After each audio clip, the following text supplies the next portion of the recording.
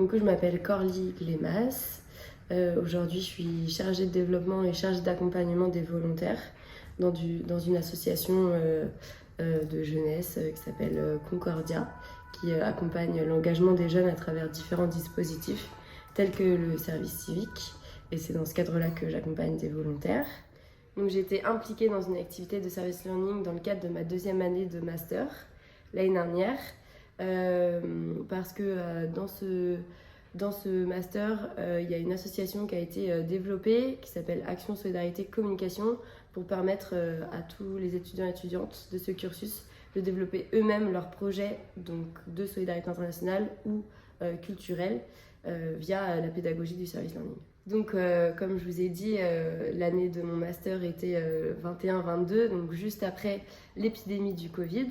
Et donc nous, avec plusieurs de mes camarades de classe, on a décidé de développer un projet autour des conditions de vie étudiantes. Et donc ce projet s'appelait Etuaide et répondait à tous les grands enjeux de la vie étudiante à travers 4 pôles. Le premier pôle, c'était le pôle logement pour aider des futures étudiantes ou des étudiants qui avaient du mal à trouver un logement ou alors qui étaient mal logés. Un pôle sur l'emploi pour permettre à tout étudiant de trouver un emploi qui était adapté à notre emploi du temps et qui respectait un peu des conditions de travail décentes.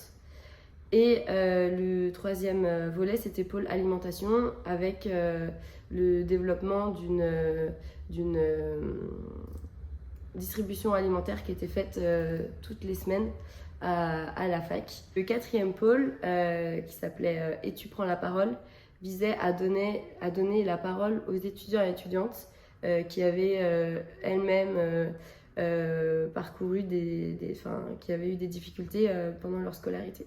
Et bien déjà, on arrive à se projeter dans le milieu professionnel parce qu'il n'y a plus cette opacité qu'il y a entre le monde professionnel et le monde étudiant, où parfois on a l'impression que c'est deux mondes différents. Alors qu'en fait, avec cette expérience-là, on a vu qu'on pouvait, en complémentarité, travailler ensemble et directement être en contact avec des personnes du milieu professionnel. La gestion du stress, les compétences organisationnelles et oser entreprendre. Oui, ça a permis d'avoir mon poste actuel en tant que chargée de développement et d'accompagnement des volontaires. Pour moi, c'est un projet expérimental qu'on développe, où on tente, on apprend à faire des choses et il n'y a pas d'objectif précis, de résultats, ni d'attente ambitieuse, parce que de toute manière, on en ressort gagnant. Je trouve que c'est le moment et le meilleur moyen pour apprendre à se connaître à la fois quand on travaille en groupe ou en équipe, et aussi quand on fait les choses par soi-même. Donc on apprend à se connaître personnellement.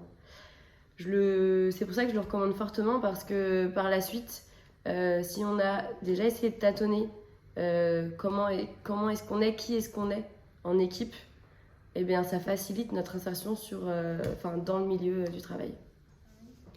Oui, notamment sur l'accompagnement des étudiants et étudiantes quand elles s'engagent dans un projet de service learning. C'est important qu'il y ait vraiment quelqu'un qui suive le groupe tout le long du projet, et qu'en début de projet, il y ait un temps aussi d'interconnaissance pour voir vraiment où sont les complémentarités de chacun et chacune, quelles sont les qualités et comment est-ce qu'on peut être efficace au travail en groupe.